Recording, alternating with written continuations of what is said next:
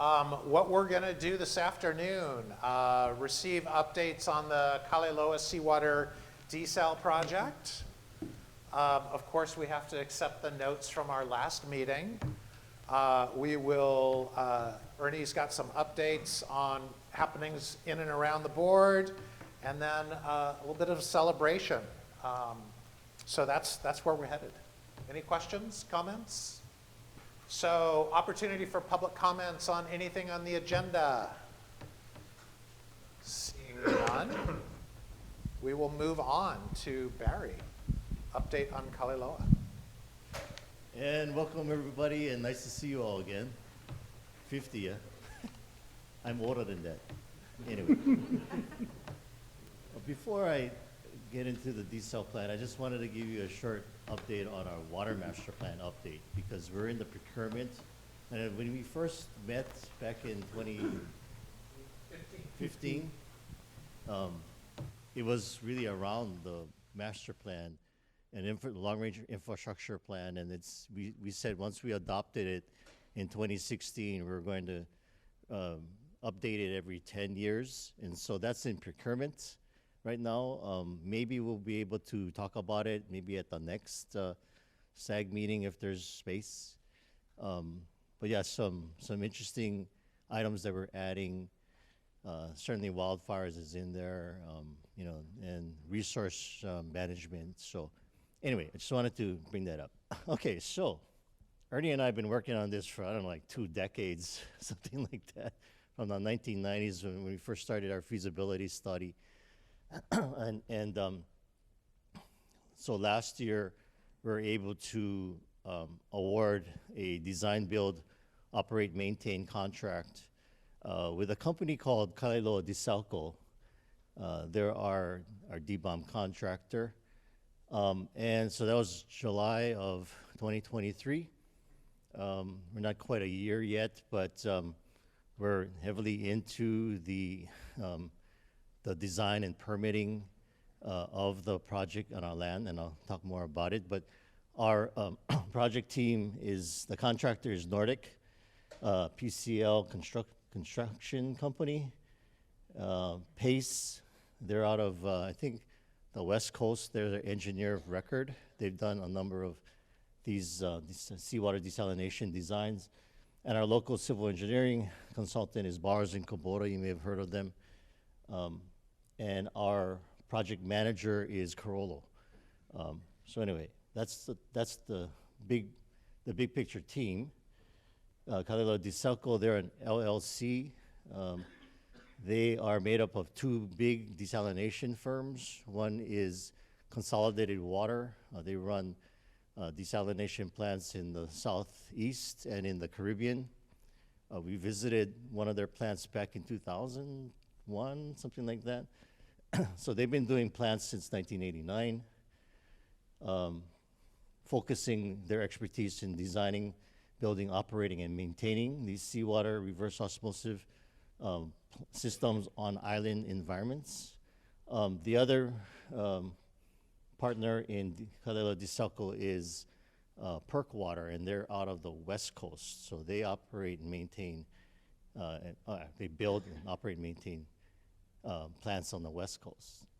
So yeah, we visited the Cayman Islands back in 2001. So they come with a lot of experience and a lot of expertise and knowledge. So it's a real good team.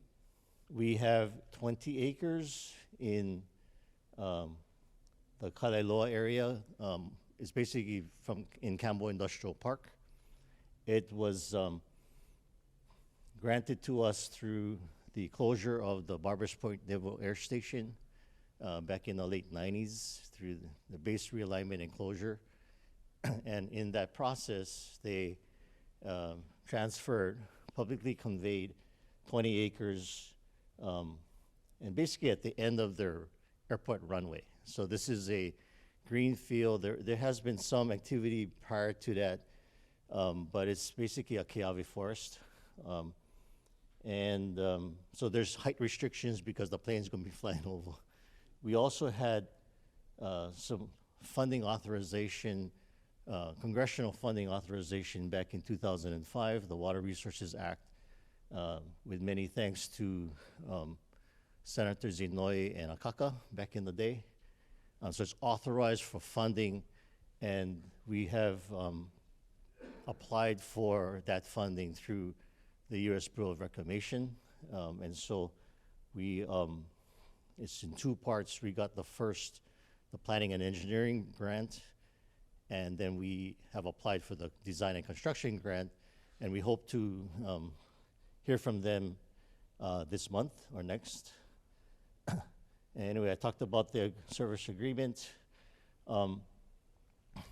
Since we're slightly changing the water quality in this, from this facility, and the idea is to match the water quality with the existing groundwater system. But we did an extensive community outreach as part of the project. So we had an open house in September and again in January. We sent out surveys. We wanted to understand how our current customers are using the water, what kind of equipment they use, what kind of pipe they have on site, because we want to ensure that when we turn this thing on, there's not going to have any detrimental impact to how they use water, to their equipment, or any of their piping, their infrastructure too. So that's been going on. Why we need the project is because we're reaching our system capacity in EVA. This is population increases. The green line is population. Anyway, it's rising.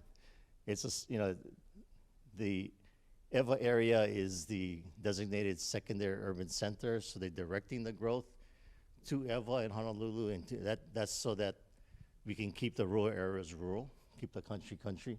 That growth is causing increase in water demand, and so we need additional supplies. So our strategy is to diversify our water supplies. We're 100% groundwater for drinking. We're going to add the desalination plant to that.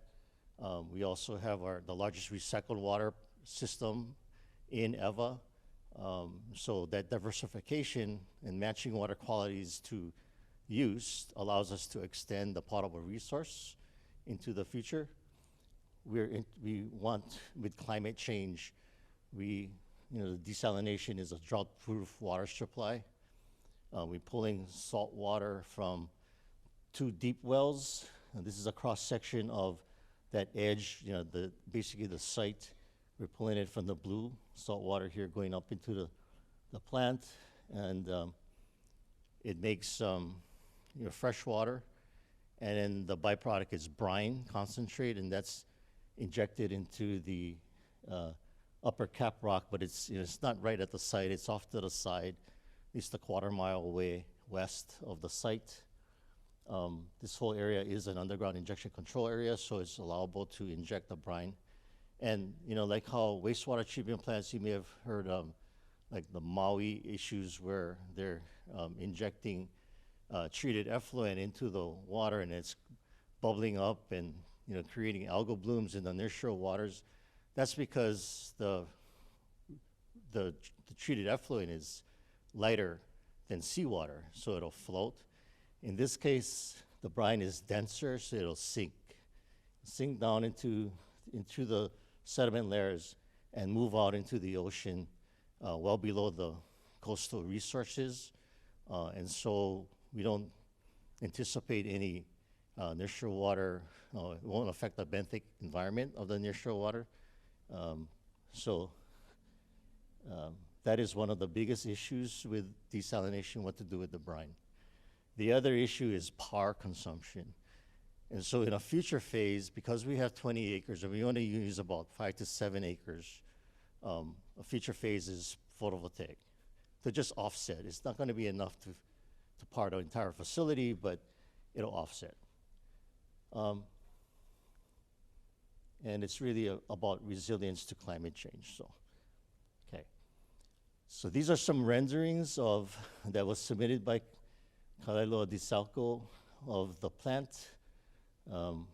Coming in from, this is looking south to the ocean. There's a drainage channel on the left side. It's a big drainage channel for City of Kapolei. There's going to be an interpretive landscape area, an educational area that's planned. We expect to have tours there to kind of showcase the desalination technologies.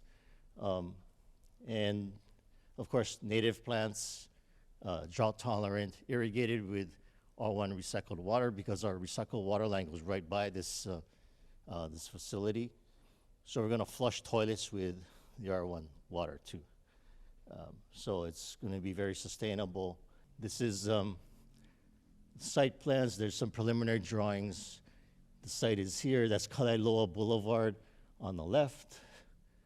And so we need to extend a new 16-inch main, about 3,500 feet, to connect the facility with the distribution system. And so we're in the acquisition of easements discussion with Olai Street and getting the approvals. The injection well would be located somewhere around here, away from the facility, so that it doesn't affect the source water. And this is a close-up of the plant. You're entering from Olai Street here. So there's a admin and visitor building on the upper right here. This is the treatment operations building, Makai of that. It's going to go through that process. We'll pre-treat it to match the existing water system quality. It goes into a 1 million gallon product water tank, and then it's pumped out into the system. The domestic wastewater is going to be treated through an aerobic system. It's a higher level of wastewater treatment, and the effluent would be disposed of in leach fields. Because the drainage channel is so close, we don't want, we want to make sure that the domestic wastewater doesn't enter the nearshore water. So that's our site. In terms of a time frame, so we awarded in July. We're currently just about ready to start the pilot testing. We have to test so we have small pumps that are pumping water through the RO membranes. It's a two-pass system, so we can actually have flexibility to adjust the levels of compounds in the product water. We extracted a number of pipes in the system. We targeted the galvanized pipes. There's very few galvanized laterals in Campo Industrial, but that's if you ever work with galvanized pipe, it corrodes on the inside. And so in terms of, we're pretty comfortable that the laterals now are mostly copper.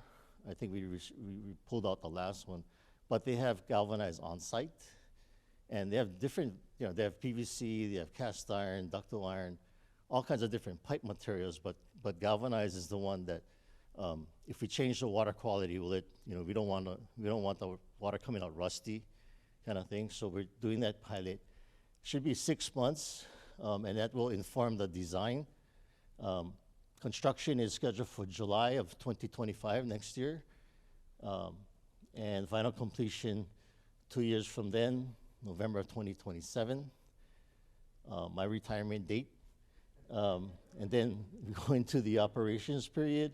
Hopefully, the operations period is 20 years with 2 additional 5-year renewal terms. So total of 30 years they would be operating that facility. And the Board of Water is financing the whole thing. We have pretty much going to be funding the construction through federal grants and loans. And so thanks to Kaliko and Ernie's leadership, I mentioned the U.S. Bureau of Reclamation grant, that's for $20 million. We have $25 million, thanks to Ray folks, on the American Rescue Plan. So those are 2 grants, so $45 million in grants. And then Kaliko is working on a Water Infrastructure Financing and Innovation Act long-term loan low interest loan, and then state revolving funds is the other funding source. So the water rates will be paying back the loan over the low interest loan over a longer time frame. The operations and maintenance is going to be paid for by water rates. So that's the plan, and that's the project. And so, any questions? Cynthia? I know you've got a 5 million gallon per day test facility. I did not see in this presentation, and maybe my ears are no good, but I didn't hear what's the capacity of this Oh, facility. right. So it's 1.7 million gallons per day. That's enough to serve the entire Campbell Industrial Park. It's expandable to 5. We are putting in some expansion pieces in there, the connecting pipeline, the injection and the source wells can probably handle 5 expansion elements in the design. Thank you for that. Thank you. All right, saw some other questions. Go ahead, Wayne. Just wondering, are there any plans for like monitoring, like the benthic monitoring plan, or doing tracer things with the injection well, just to make sure that the brine isn't coming up in unexpected places? That could be a possibility. We're still in the permitting stage with the Department of Health. It's been very challenging on the permitting. So it's the 2 major permits is the underground injection control, and the other one is to ensure the facility can produce water meeting the Safe Drinking Water Act standards. Yeah. So we are having to do, we're planning an aquifer pump test of the source wells. We're grabbing a lot of water quality data from the Cap Rock well and the deep basalt wells. But we'll see what kind of, I'm anticipating a lot of conditions, and they may be one of them. There are a lot of injection wells in the Campbell Industrial Park.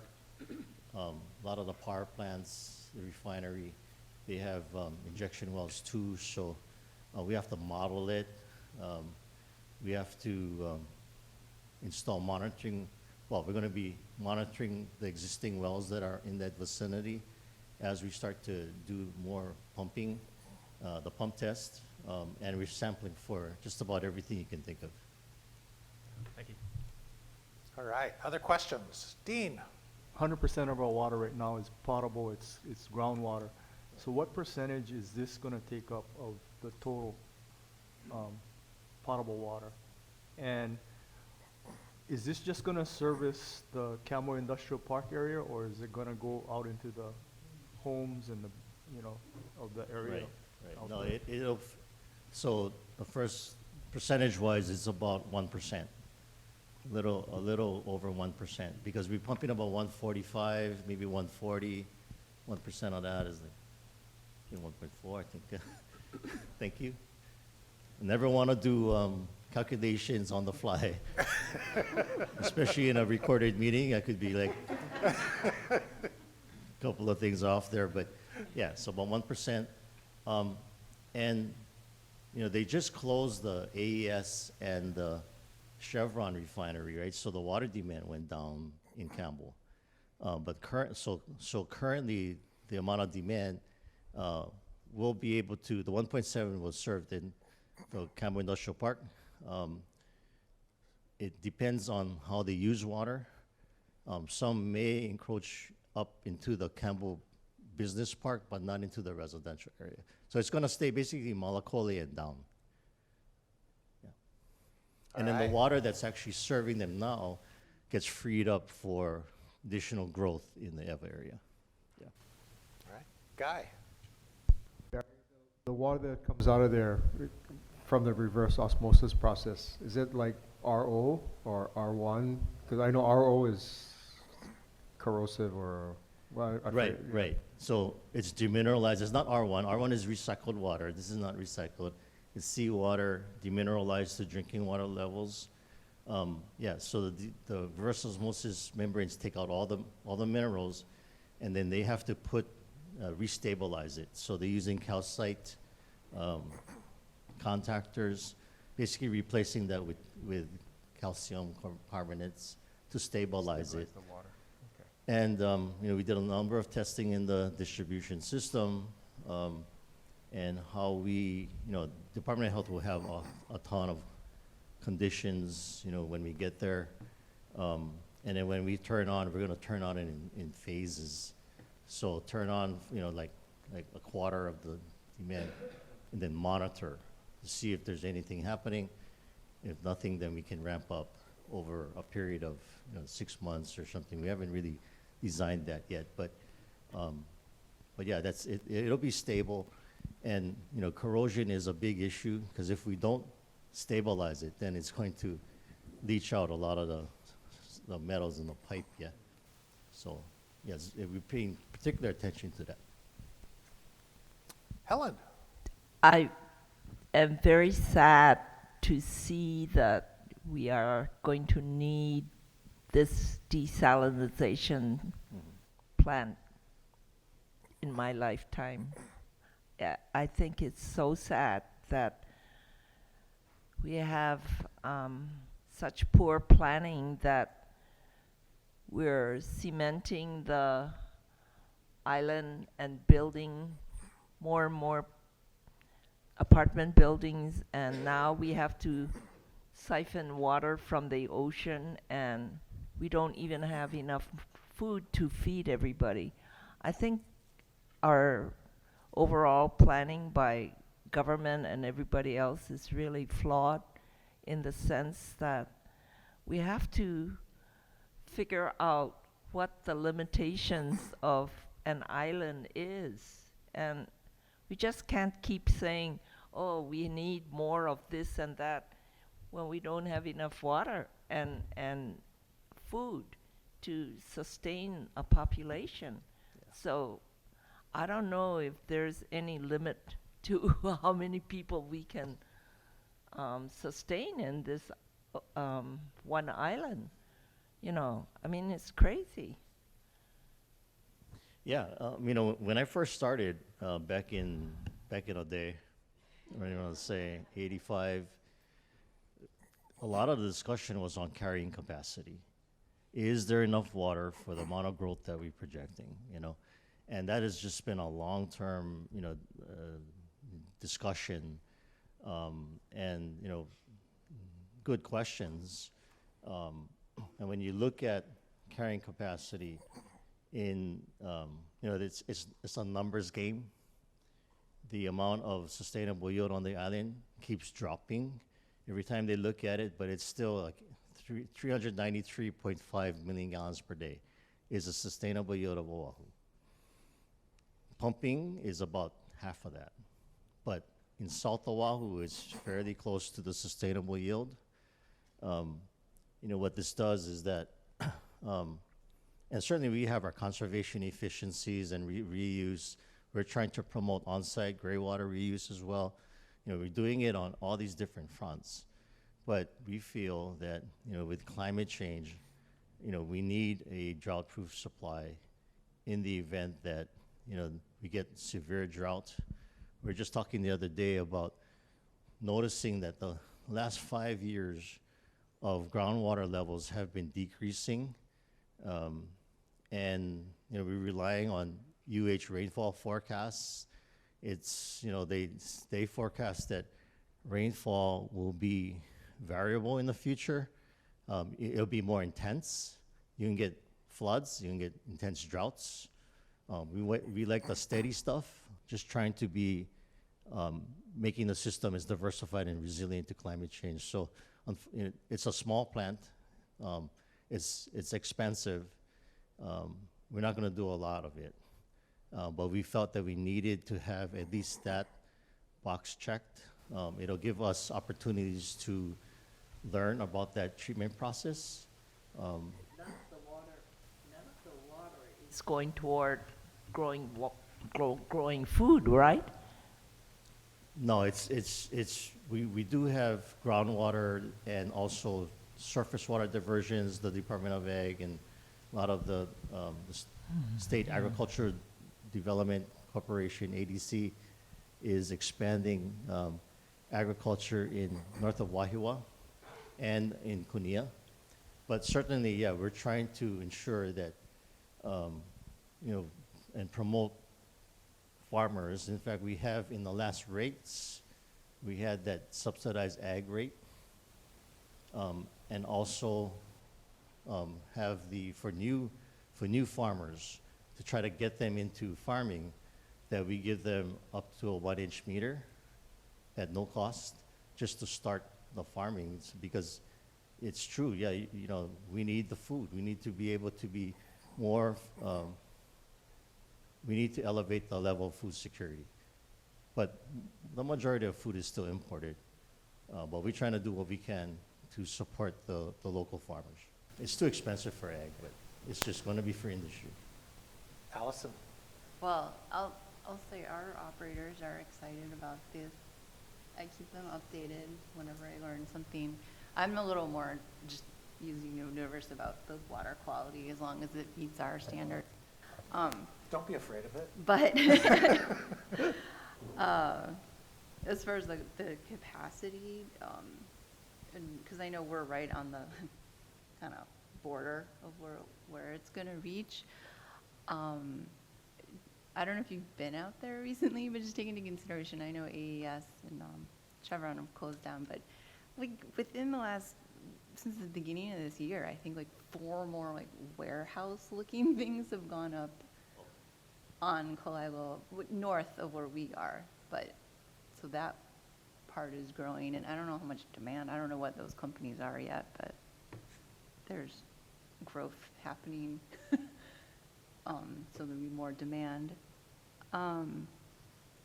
And the other thing was, I'm sure you have a ton of wonderful resources, but we have a UIC also. So if you have any questions, what we do.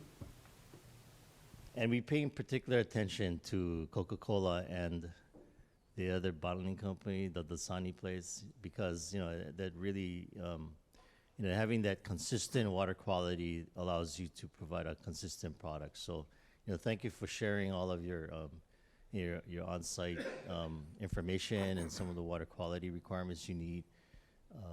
As we get through this, once the pilot is going, I think we were offering, if you wanted to grab a sample to see what it's going to look like. They're still going to be tinkering with, the amount of remineralization that goes on. One of the things is that the amount of silica in the system will probably decrease. So that right now there's pros and cons to that. It's not going to go to zero, but one thought is it is giving the inside of the pipe, protecting the inside of pipes. There's a silica scale, like on your fixtures and stuff. It's hard to get off, right? It sticks to the pipe, but then it's also affecting cooling towers and heat transfers, through that. So reducing it, I think, would be beneficial to those that have, cooling towers and chill water air conditioning systems. But yeah, we'll continue to work with you folks and Dasani and to make sure that there's no detrimental impact. The closer we can match the existing quality, the better. Yeah, you folks are up on Kalailoa, so most of the time I think you'll be getting this water. It's when everybody stops, and I don't know if that happens, but anyway, we'll have to model it better. But thanks for all the input you've given so far, and we'll going forward. Other questions for Barry? Water resource stuff, ask me whatever. So I have a question, actually, but Barry can't answer it. The population of Oahu today is about how much? 1.2, 1.3, is that what you're saying? Is that what everybody thinks, somewhere around there? Higher, lower?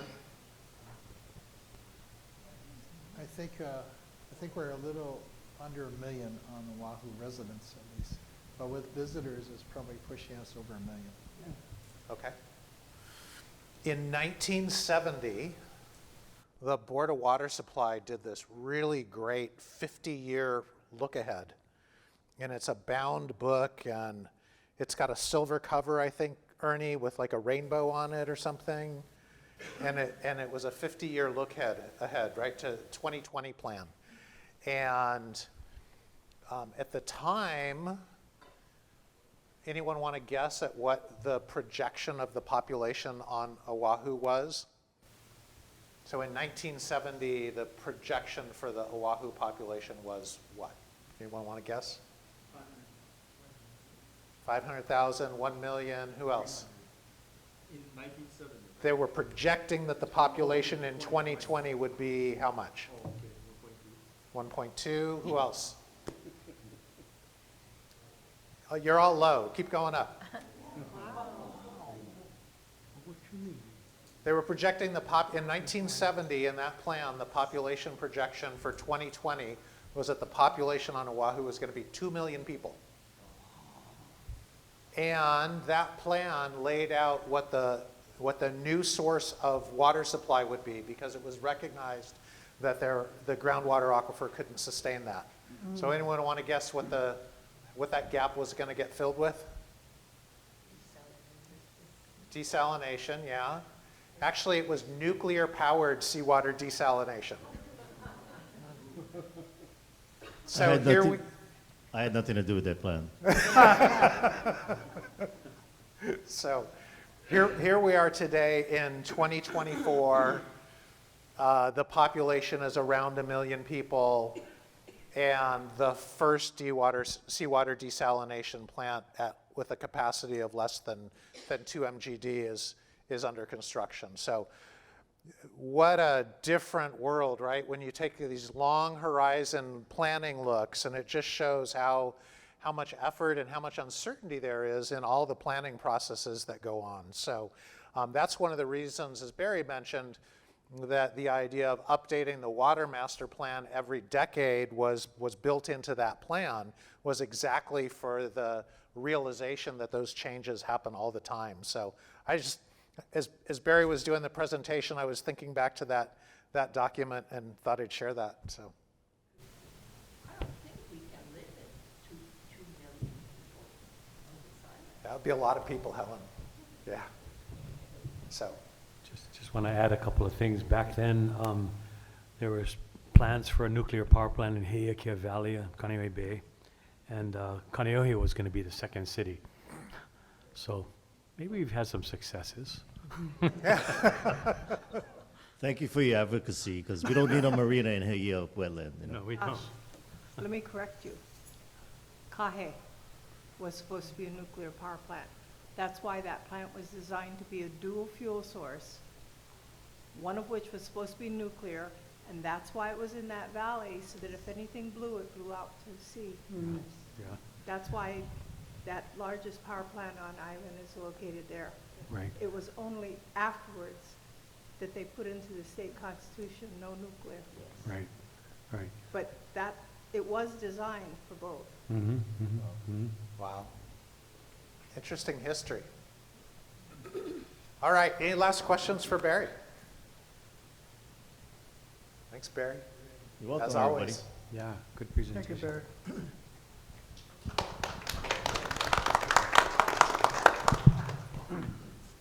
Okay, where are we headed? With the manager.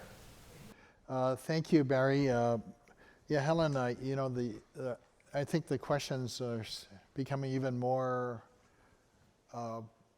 common, the questions about growth and how much do we want growth to occur on this island.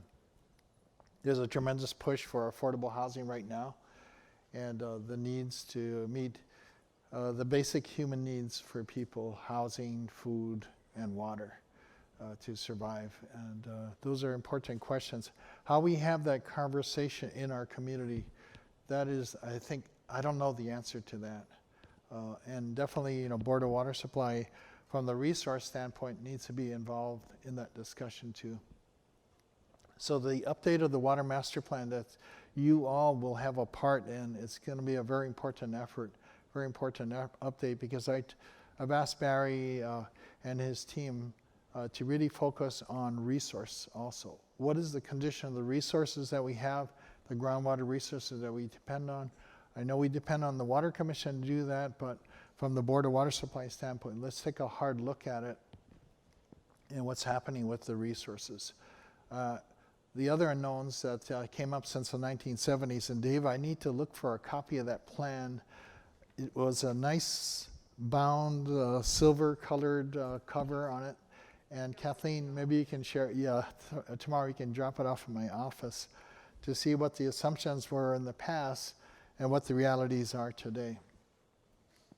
So I think this effort to update the water master plan is going to be very important. Another effort that we've done and are nearing completion right now, it's kind of inventorying all the potentially contaminating activities that have occurred over our aquifer, over our groundwater resources, something called a source water protection plan. And I think that Barry's division's been the lead for this, that at some future, and CDM Smith has actually been involved with it and the project, that I think we want to share the results of that plan, which has been basically a tremendous effort to try to collect information from different sources, especially our Department of Health, and actually now to put it in one place where we can now see where these activities are occurring, that could potentially impact our freshwater resources on the island. And I'll tell you, it was a little bit surprising on the number of these activities that have occurred and are occurring over our freshwater resources for our island. I look at it this way. The first step is awareness. Awareness of what's happening, what has happened in the past. That helps guide us where we need to go in our future. So for right now, we only respond to what we discover when the wells are being pumped. And then Water Quality Division, formerly headed by Erwin in the back there, our deputy manager, we discovered that, and now we have to respond and react to having to treat if necessary.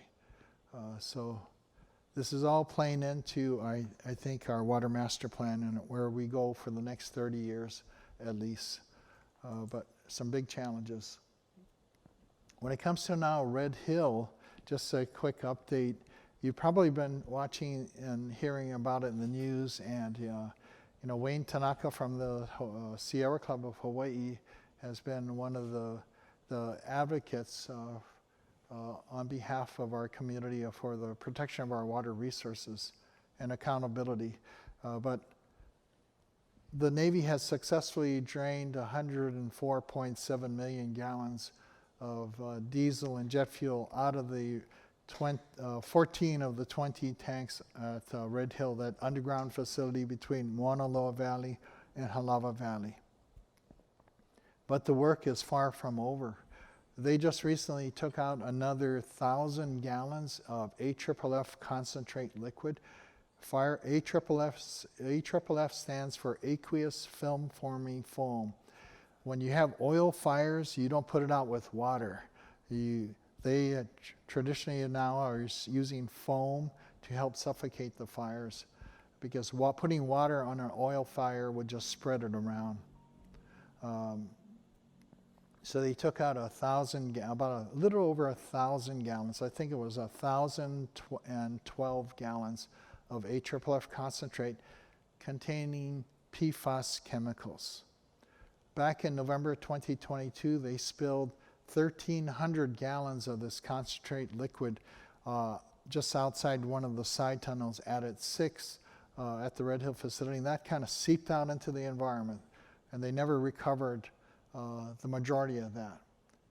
So these PFAS forever chemicals, which recently EPA has announced drinking water standards for Irwin is at 6 of these PFAS chemicals.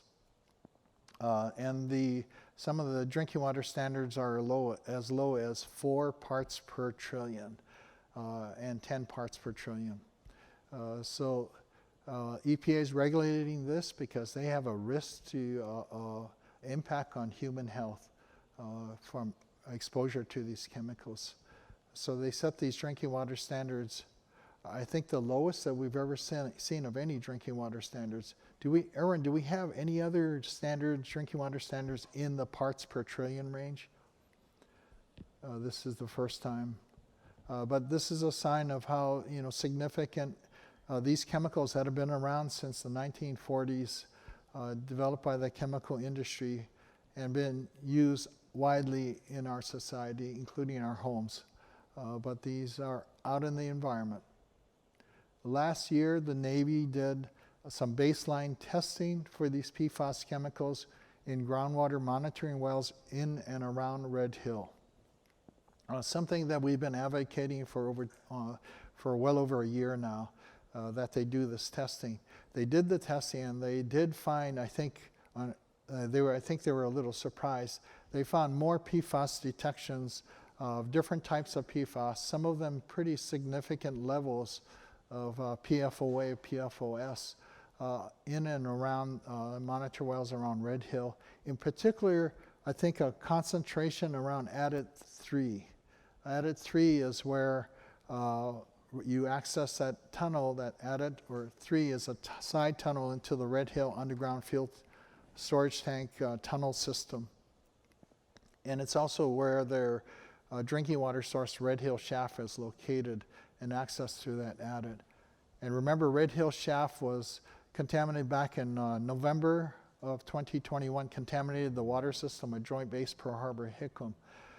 So these PFAS detections are around there. So we are now pushing to try to get the regular, recurring, maybe at least monthly testing of all monitor wells around the Red Hill facility for PFAS chemicals to give us better historical trend data of what's happening in the groundwater around Red Hill.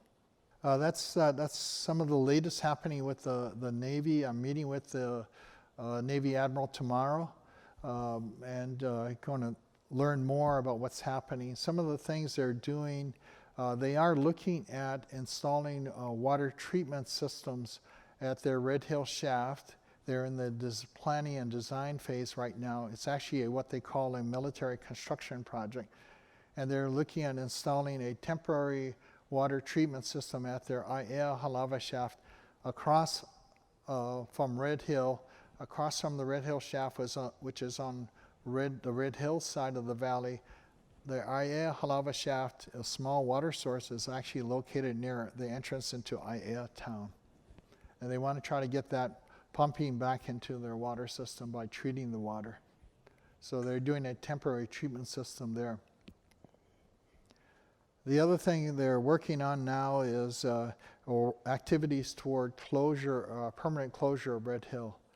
Some of the near-term things I think they're doing is prepping the 14 tanks, some of the 14 tanks to clean the inside of those tanks. They have to pressure wash, they have to remove sludge that's built up on the bottom of the tanks, and they're going to do that over the next few years and be completed, I think, by around the end of 2028. So it's going to be ongoing for a few more years. They're also going to be demolishing or removing the pipelines, the fuel pipelines that connect the tanks to Pearl Harbor. In total, there are 3 different sizes of pipelines that run from the fuel tanks almost 2.5 miles inland from Pearl Harbor to Pearl Harbor. In total, those tanks, if you put them end to end, the 3 tanks, they're almost 10 miles of pipes. Varying in size, I think from 16 to 30 inches in diameter. And they're going to have to cut those pipes to get at the residual fuel that's in those pipelines and do it very carefully to remove the remaining residual fuel. But they still have to deal with the sludge and wastewater from the cleaning of the tanks. We are going to be watching this very closely. The EPA and Department of Health are the regulators. The community groups, like the Sierra Club, Oahu Water Protectors, are watching this very closely. EPA created something called the Community Representation Initiative, or CRI. When they signed the agreement with the Navy and the Defense Logistics Agency in 2023, a consent order. That consent order mandated the creation of a CRI, community group. That was one of the things when they were thinking about that the community, along with the Board of Water Supply, with the rest of the community, advocated for greater community involvement and in this whole Red Hill issue. What I've heard is tonight that the future of the CRI group, this community representation initiative, may be tenuous. We'll see what happens tonight, but because, and I've been to a few of those meetings, and I'm really proud of the community members on the CRI. They're asking, they become very educated about the issues of surrounding Red Hill, and they are asking good, hard questions of the regulators, the EPA and the Department of Health, and also the Navy. We'll see what's happening. I think the Navy and the EPA would like to have a mediator mediate these meetings because I think they're feeling that the committee members are not behaving properly. But I've been to one of those meetings and I thought, well, nobody's screaming or yelling. They're asking very pointed, very detailed questions and just not getting the responses. Wayne, I don't know if you want to add anything to the CRI, about the CRI. I'm just, like Ernie, I've just been so impressed by their tenacity and the sharp learning curve in terms of like water quality testing and hydrogeology and toxicology that they've all kind of been able to take on. I'm concerned that the inconvenience of their questions is motivating the Navy to kind of try and step away and to refuse to talk with them. And so now there's this attempt to try and push them towards mediation, which the CRI is very hesitant to do because that would require private, like secret meetings, and they're very committed to transparency, and which the Navy also doesn't really appreciate. So I think, keeping track of their work, all of their meetings are posted online. You can just Google Red Hill CRI, and there's a Canvas site. They are, and I think the biggest concern they have now is the fact that there's still people reporting all kinds of weird health issues. They're still seeing sheens, like you can literally see sheens in the water, and the Navy and the EPA still don't know how to figure out what that is. I think that's all the more reason for us to be engaged and to support their work, because if the DoD is still not willing to provide alternative water sources to replace some of the the premise plumbing or some of the things that might be causing residual contamination to continue, then it really makes it hard for us to, as a community, to trust that they'll do the right thing by us guys, right? Thanks, Wayne. Thank you.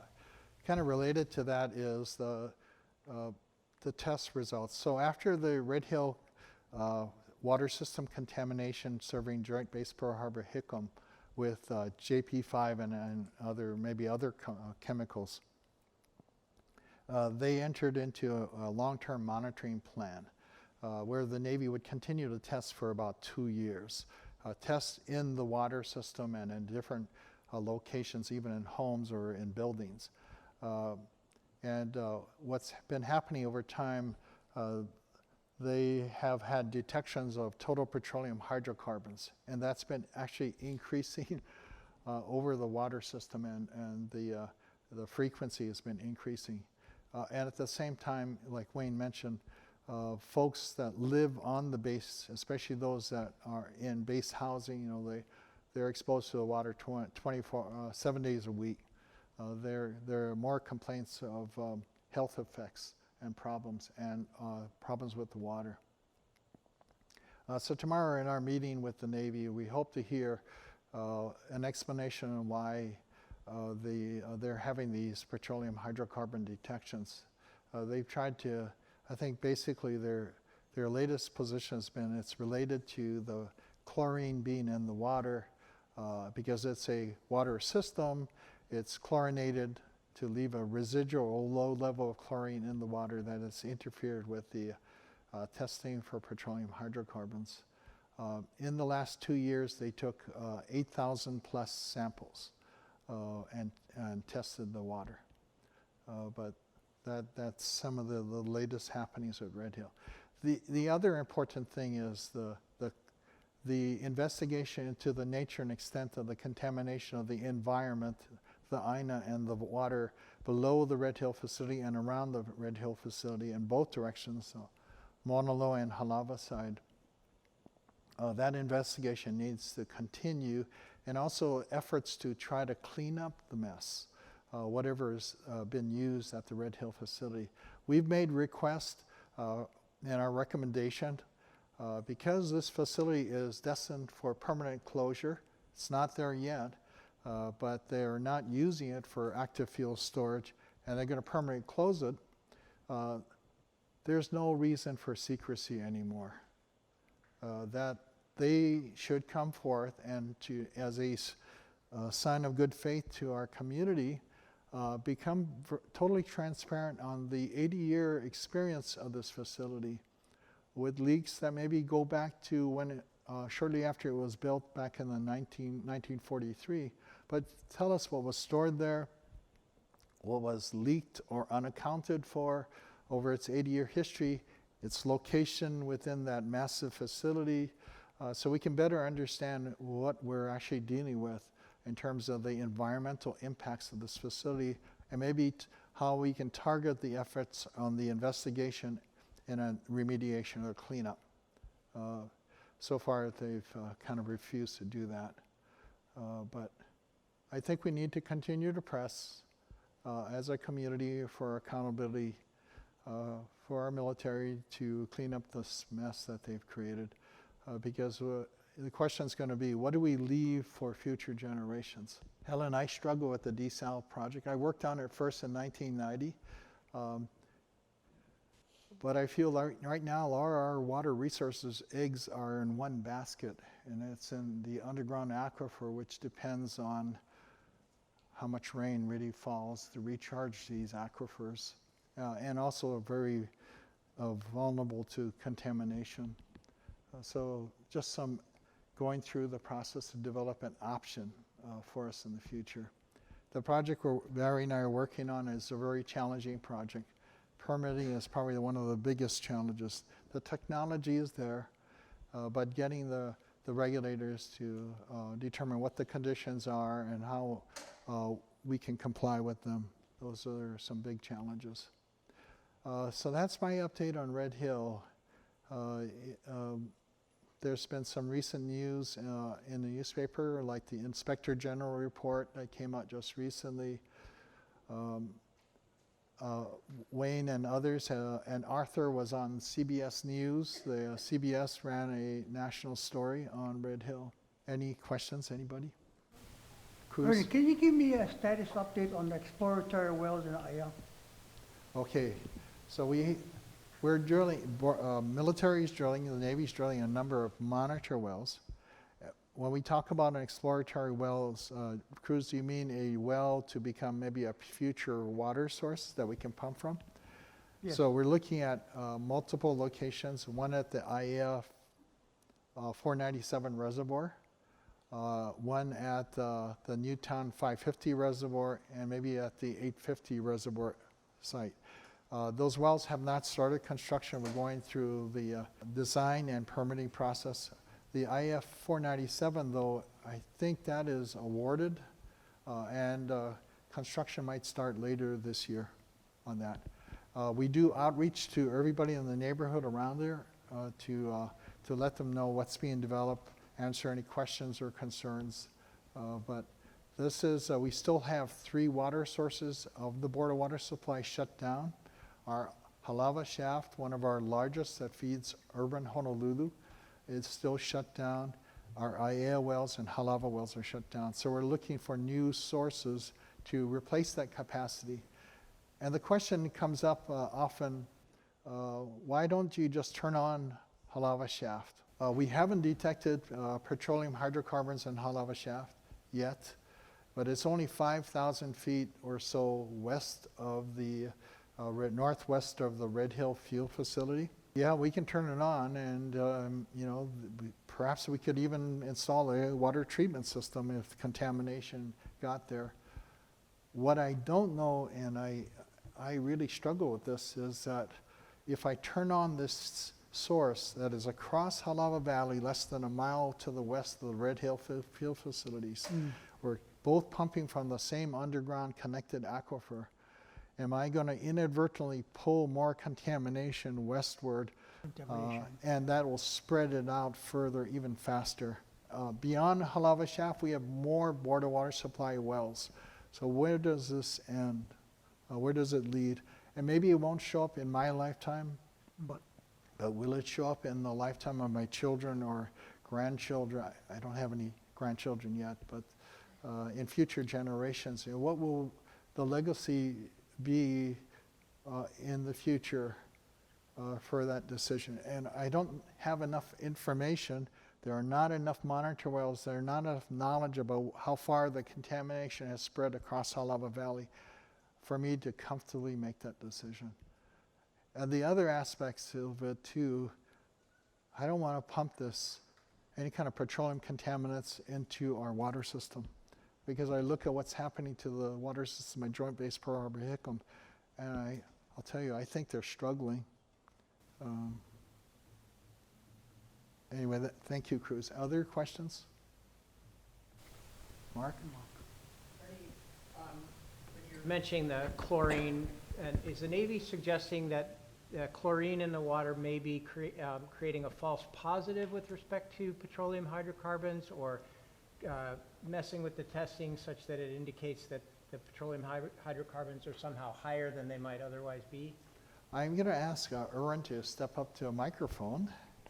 Erwin is our expert in water quality. To respond to your question, that's a good question, Mark. The Navy is suggesting a couple of things. Number one, the presence of the chlorine is creating some kind of artifact that is giving a false positive. So it's giving the test an indication that it's, you know, petroleum there, but it really isn't. So that's what the Navy is suggesting. What we haven't seen is their analysis or their, you know, data that demonstrates or proves this particular theory. So at this point, it's just a kind of like a theory. Yeah. You guys get to find out what science they're putting behind Well, that. that's what we're asking. Yep. Yeah. Show us the science. Show us the data that demonstrates or shows the conclusion that this happens. Thank you. Yeah. Thanks. Thank you. Yeah, hi, John. You mentioned not having enough monitoring wells just a moment ago. Whose responsibility is that? Is that a Board of Water Supply thing, or is that something that the Water Commission could be helping to support, call for? What's the interface between what's happening at the I BWS think, level and the water and the state? clearly, the Navy should be doing these monitor wells.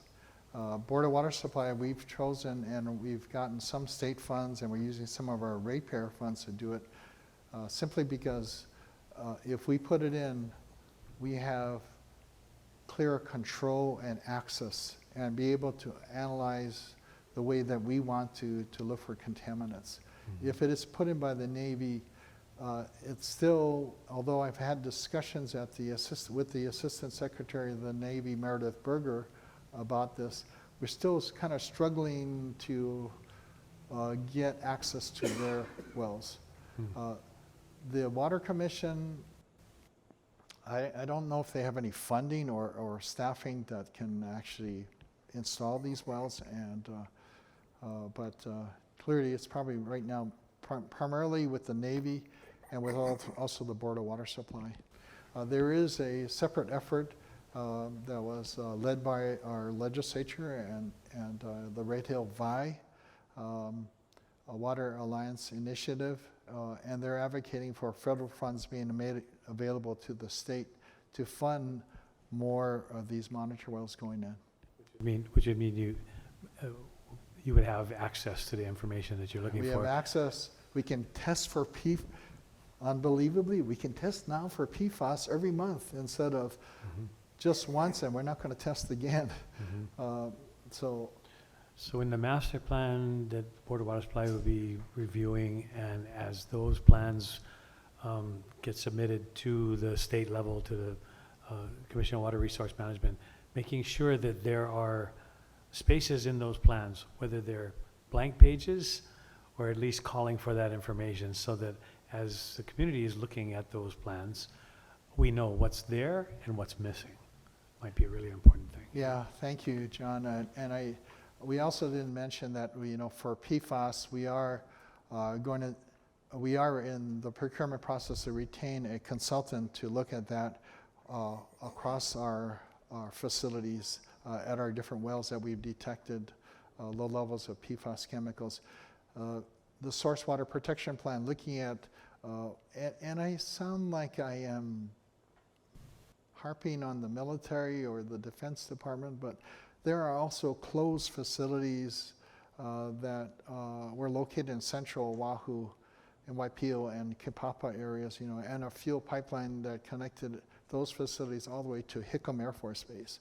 So we want to look at the history and experience, what was released, what are they finding in their investigations, and have a better understanding of what we're up against. Allison?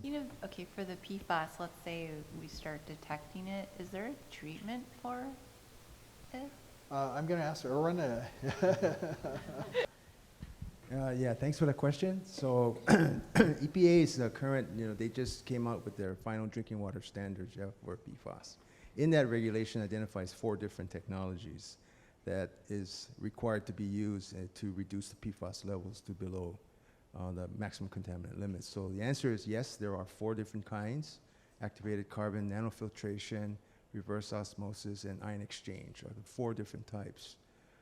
With any kind of treatment system, you want to make sure you do a study to make sure it doesn't, it actually takes out the PFAS, it doesn't change the water quality in any kind of way, and so that's part of the work that has to happen. All right, any other questions for Ernie? Wayne? Oh, I was wondering if you wanted to talk about, or I can talk about HB 2690. There's a bill in the legislature still alive. It's going to conference committee, but I don't think they've named the conference committee members yet. But this bill, I'm going to ask Wayne to share because we've been both watching this bill carefully. It helps to set up the state to start to receive federal funds related to Red Hill, and also tries to reduce politics in water decisions at the commission. One of the concerns that's emerged now is the fact that there may be up to 2 million gallons of fuel that were released from this facility that's still in the environment. And that's on top of the big PFAS release in 2022, and because of a whistleblower complaint, we know there are maybe at least three previous PFAS releases from Red Hill, which again is above, as you know, right above our drinking water resource. And so to our legislators and the people on the VI committee have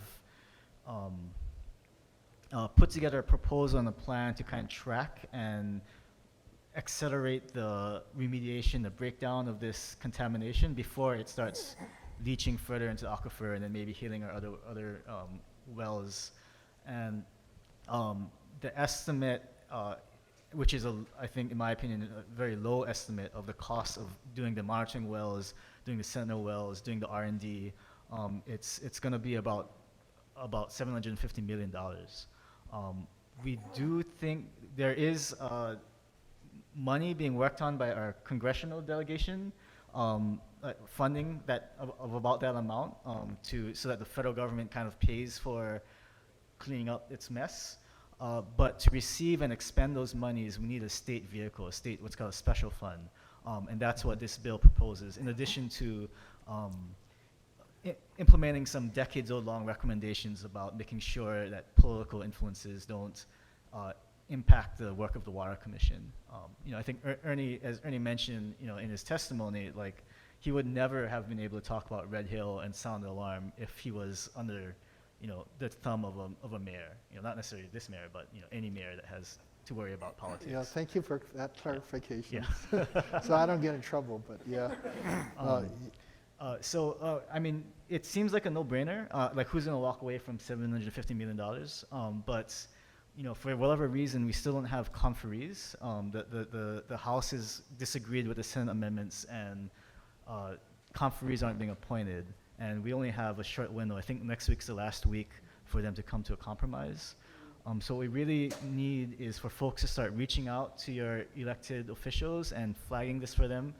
It might not even be on some of their radars. If you live in key districts on this island, so Windward, Oahu is, I think, a major district. Central Oahu, Mililani, like those are really, like, I think, important places to reach out to your elected officials. And I'm happy to share some more information in the action alert that that just went live, where folks can, it'll help folks email their elected representatives, like, directly. And so I'm not sure what the best way is to get it out there, but you can always check on the website or sign up for action alerts. Others, I'll see if I can, or come see me and I'll give you the link and everything. But thank you. All right, thank you. Any final questions for Ernie? I think I stayed up here longer than I was supposed to. Thank you. We're good. I got one more. Cynthia? So Ernie, what are you going to do with the mayor regarding Waimanalo Gulch? Because That's he's coming back after you again. Hey, I'm curious because Thank you, I've Cynthia. been fighting this since '98, so. Yeah, I don't know.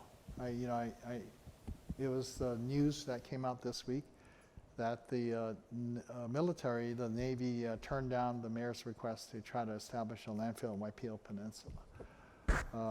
I'm disappointed because that is, it is not over our drinking water resource. And my position on basically the landfill study, which Cynthia, I think you were part of that group, and it was a tough time, but it's a landfill is like a forever facility, like PFAS is a forever facility. Once a landfill goes in reality, it's there forever. And will it ever leak? That's a difficult question.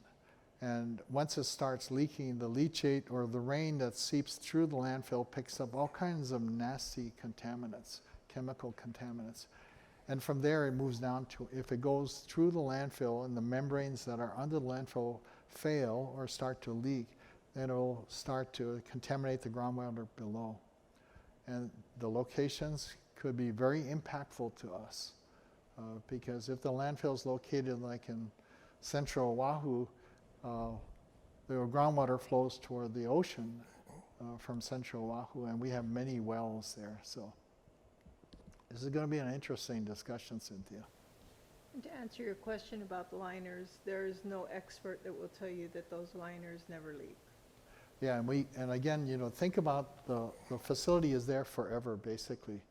Will the liners last forever to prevent leachate from the landfill from contaminating the groundwater resources below it? There is, I'll just point out to you, there is a charter proposal to set almost like term limits for some appointed directors that work for commissions or boards, the fire chief, the HART director, executive director, and the manager for the Board of Water Supply. And that's being proposed as a charter amendment that might make it through council and get placed on the charter, the ballot in November this year. Yeah, that's interesting. I didn't know anything about it until just recently. Well, we're glad you're still here, Ernie. Well, for a little longer. Thank you. All right. Thank you for the updates. Thank you for the... I said... I know. Well, I just want to Okay. call attention to the fact that we're sitting on black tablecloths, so that's a good news. We can make black armbands out of these pretty quick, so. Wow. All right. Moving on to our next item. Meeting notes from meeting 49. And as As he does, Keone did another incredible job on meeting notes. They got sent out ahead of time for your review. Any comments on those? Any corrections? You're not going to hurt his feelings if there are, don't worry. None? All right, we will consider those accepted. And upcoming meetings. We'll be meeting again on July 18th, which is a Thursday, and again on October 17th. And as some upcoming topics, as Barry alluded to, might have the opportunity to start talking about some items on the Water Master Plan update. As Ernie mentioned, perhaps talking about the Source Water Protection Plan. Yeah. So all those things are out there and they're important, and looking forward to being able to discuss those with you. I just wanted to say, I was thinking about this last night, and I just wanted to say thank you.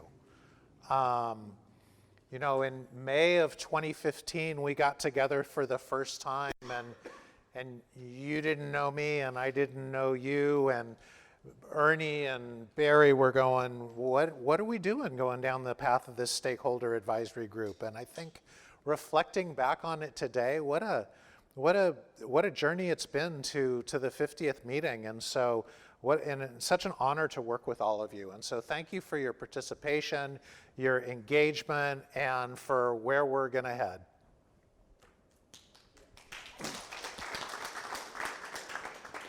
Back in 2015, I had more black hair.